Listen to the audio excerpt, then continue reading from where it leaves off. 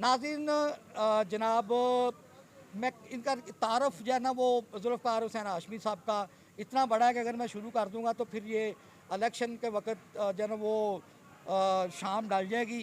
तो हाशमी साहब, आपको अल्लाह ताला ने जो है ना वो, आप रेडियो के भी हैं, टीवी जी के जी। भी हैं, आप अब सोशल मीडिया के और फिर आप प्रिंट मीडिया के भी हैं, आपने सारे ये देखे हैं। तो ये इलेक्शन लड़ने का क्या सोचा? पहले तो कभी आप इस तरफ नहीं आए थे। एक तो पहले आपका बहुत शुक्रिया सियालवी साहब, आपने मौका दिया बात करने का। असल में मैं जिस एज में हूँ, इस एज में लोग रिटायरमेंट करके और घरों में आराम से बैठते हैं।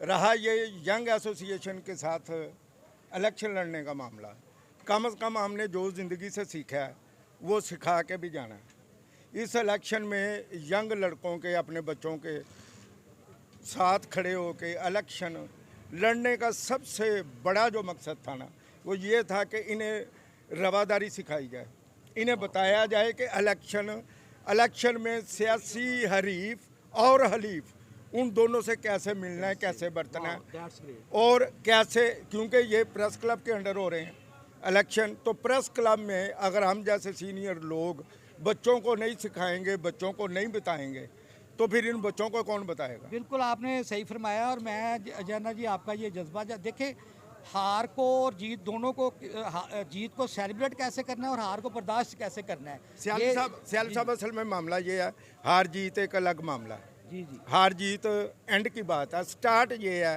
कि इन बच्चों को इलेक्शन लड़ने का तरीका बताना। जी बिल्कुल ऐसे ही है। क्योंकि मैं नहीं चाहता कि आपसी रवादारी जो है ना वो ख़त्म हो।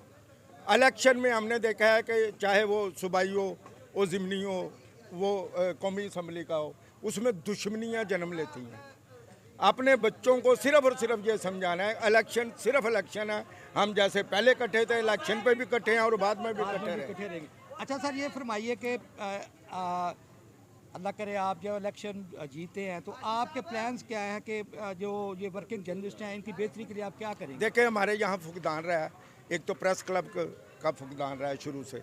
हमारी जो लीडरशिप है वो आपस में मुतमईन नहीं हो सकी और इकट्ठे नहीं हो सके।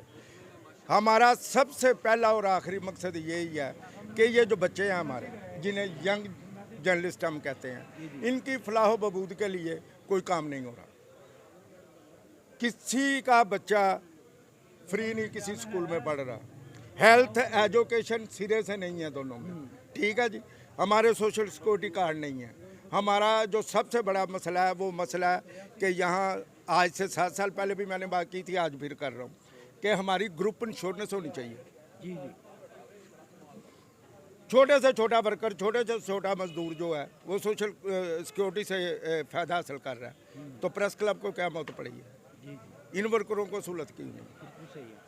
ये सारी चीज़ें हैं जिनके लिए मुझे खुद इलेक्शन लड़ना पड़ा। अच्छा, इनकी जो है ना ये चीज़ें, तो एक इसका दूसरा पहलू जो है कि हमें अमूमन वर्किंग जर्नलिस्ट को कहा जाता है कि ये अनट्रेंड हैं और एथिक्स को नहीं समझते। तो इनकी ट्रेनिंग के हवाले से इनकी जो है ना इनको जो है ना जदीद चीज़ों से रूशनास कराने के लिए आपके जेल में क्या? सियालवी साहब, पहले तो ये है कि हमारी मदर बॉडी जो है ना, हमारी जिसे हम माँ कहते हैं, वो प्रेस क्लब की बॉडी।